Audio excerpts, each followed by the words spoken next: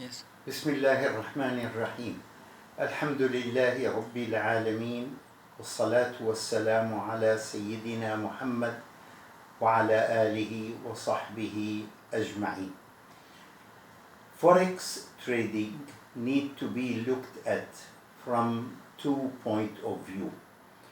Point of view number 1 is the issue of speculation. And point of view number 2 is the detailed transactions that are involved in forex trading. From the point of view of speculation on everything is not Sharia compliant, is not something that Sharia accepts and feels comfortable with, because it hurts. It raises or lower prices without any good reason caused by the forces of demand and supply. Therefore, forex trading is only speculative transaction that is not done by people who intend to obtain a foreign currency because they need it for their trade, for their travel, or anything like that. And it is only then speculative. You just sit in front of a laptop and click some keys. That is not trade. That is not really beneficial to the society, to the economy, to anybody. It is only hurtful. And from this angle point of view, it is not permissible in Sharia.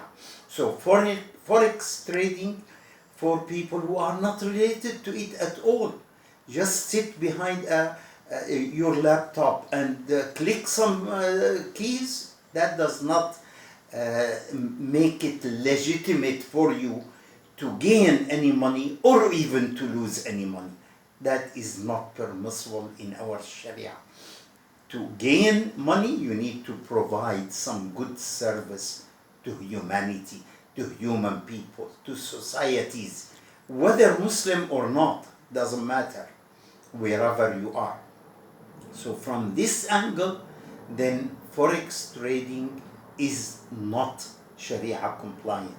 Now we come to the detailed transactions.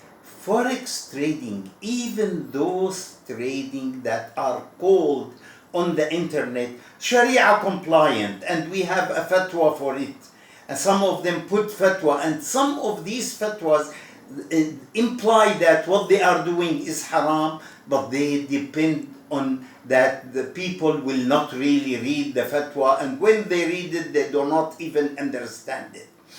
Forex trading, you put a deposit with the forex company, and then based on this deposit you can buy in pairs. What does that mean is that you can buy, for instance, Japanese yen for US dollars, or European euro for Australian dollar, or Canadian dollar for Saudi riyal, for instance. You can buy always in pair. And this buy in pairs means that you really are not paying from your deposit. The deposit that you have is taken as a security. You are not paying from it.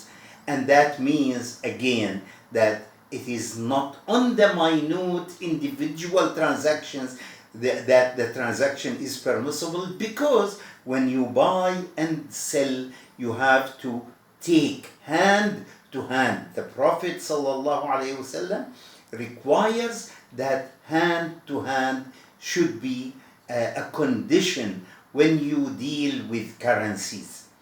Gold for silver at the time of the Prophet ﷺ, he said, must be hand to hand, meaning you must give the gold, for instance, if you sell gold for silver, and take the silver at the same time, immediately, in the same moment.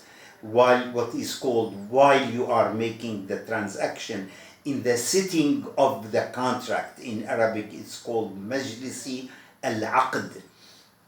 So here then again the detailed conditions that are required when you deal with currencies are not fulfilled in forex trading.